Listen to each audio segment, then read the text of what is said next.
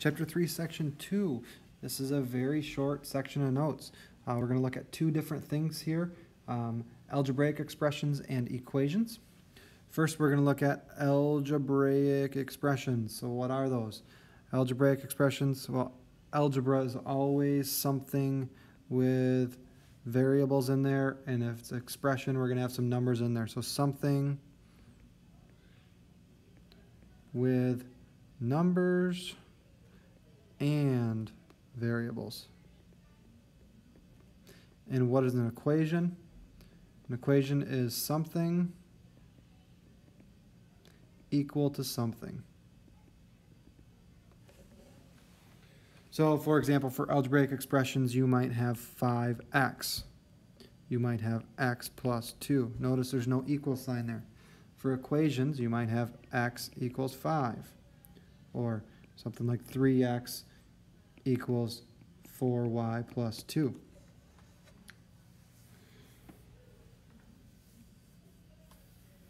We're going to be evaluating these. If it asks to evaluate, when we evaluate, that is where we substitute numbers for variables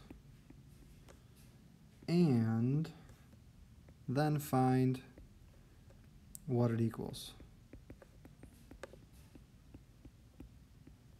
Okay, so three things we're going to do. We're going to determine if something is an algebraic expression or not. So you're looking, does it have numbers and variables in it?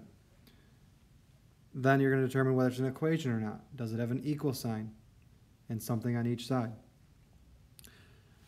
Third, you're going to identify what should you do if it says to evaluate. So that's an example of that would be doing something along the lines of 3x plus 8y if x equals 2 and y equals 9. You're going to put the 2 goes in for x, so 3 times 2. The 9 goes in for y. 8 times 9, you get 6 plus 72, and then you get 78. So that's the third learning goal there, is identifying and then actually doing the solving.